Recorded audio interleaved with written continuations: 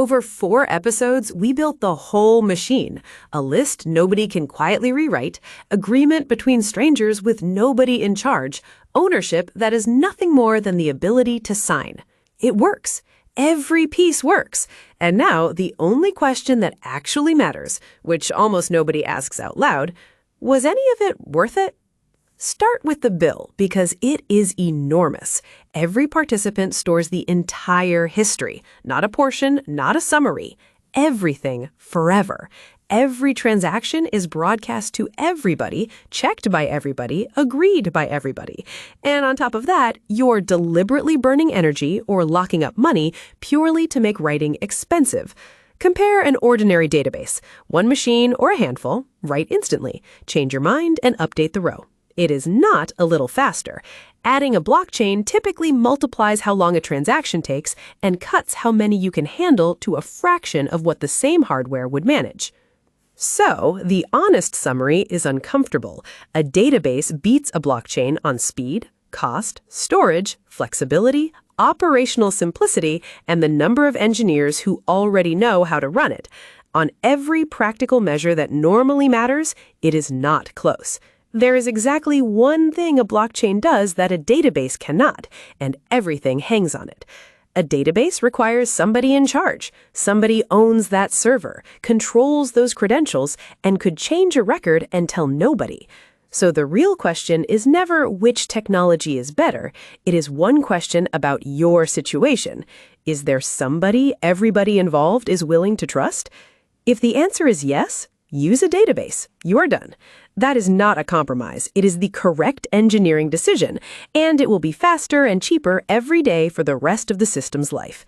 If the answer is genuinely no, then you have the specific problem this machine was built for, and the enormous cost starts to buy you something.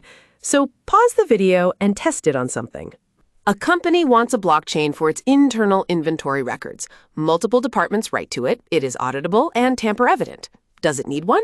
It does not, and the reason is the tell. All those departments belong to one company, which already controls every machine involved. There is somebody in charge, and everybody already trusts them because they all work for them.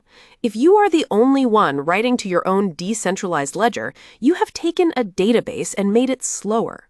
A single company building containing several departments all writing to one ledger it owns entirely, labeled "You are the only writer." And this is the most common way these projects fail. The technology was chosen because it was exciting, not because it solved a problem a normal database could not. Worth remembering well beyond this subject. So what passes the test? Situations where participants are genuinely separate organizations with competing interests, where no single one could be handed the keys, and where they still need one shared version of events. Money without a bank is the original example, and a real one. Whatever you think of it, the goal was a payment system nobody can freeze, censor, or reverse, and the machine genuinely delivers that. It also delivers all the consequences from last episode, which are inseparable from it. Several rival company buildings all connected to one shared ledger in the middle that none of them owns, headed "Competitors Who Still Need One Truth." Now, one idea we have not mentioned because it changes what the machine can do. If every participant agrees on the list and runs the same checks, you can put more than transfers on it. You can put rules, small programs that live on the chain and run automatically when conditions are met, without anybody needing to execute them or being able to stop them. These are called smart contracts, and the name is misleading twice over. They are not contracts in any legal sense, and there is nothing especially smart about them. They are simply code that everybody runs and nobody controls.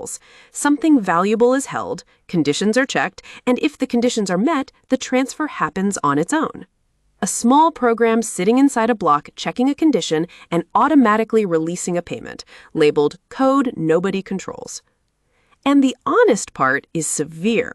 That same property that nobody can stop it applies exactly as strongly when the code has a bug. There is no support line and no undo. Hundreds of millions have been lost to mistakes in these programs, not because anybody broke the blockchain, but because the program did precisely what it was written to do.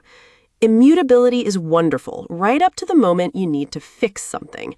A small program with a visible bug running relentlessly while a crossed-out stop button sits beside it, labeled, "It cannot be stopped, even by you."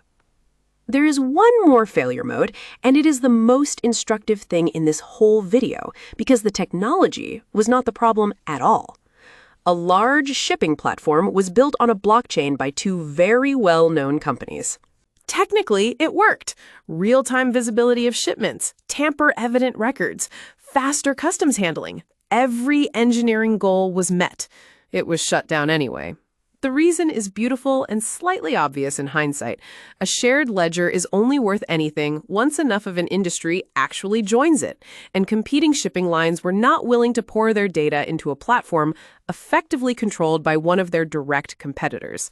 The trust problem the blockchain was supposed to solve reappeared one level up in who was running the thing. A technically perfect shared platform with most of the industry standing outside, refusing to join, headed, "It worked, nobody came." That is the lesson that generalizes. A multi-party system is a governance and incentive problem at least as much as an engineering one, and the code is usually the easier half. Getting rivals to agree on rules is harder than any consensus algorithm. Which is why what most serious teams actually build is a mixture. High-volume, everyday, changeable data goes in a normal database, where it is fast and cheap. Only the small number of facts that genuinely need shared, tamper-evident agreement between distrusting parties go on a chain.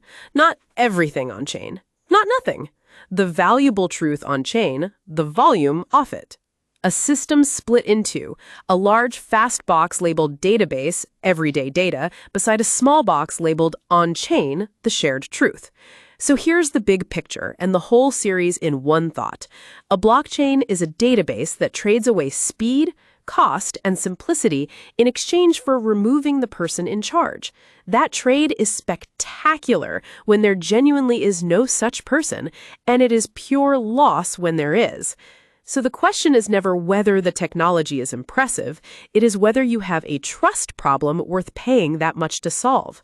A balance scale with speed, cost, and simplicity on one side, and no one in charge on the other, headed the whole trade.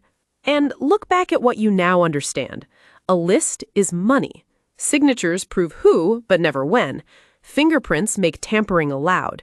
Costly work makes rewriting history a race you cannot win. Ownership is the ability to sign. And the hardest problem in the entire field was never the cryptography. It was getting strangers who might be lying to agree on one version of the truth, which is a problem humans have been struggling with for rather longer than computers have existed. That completes the series. So tell us in the comments, what should we take apart next?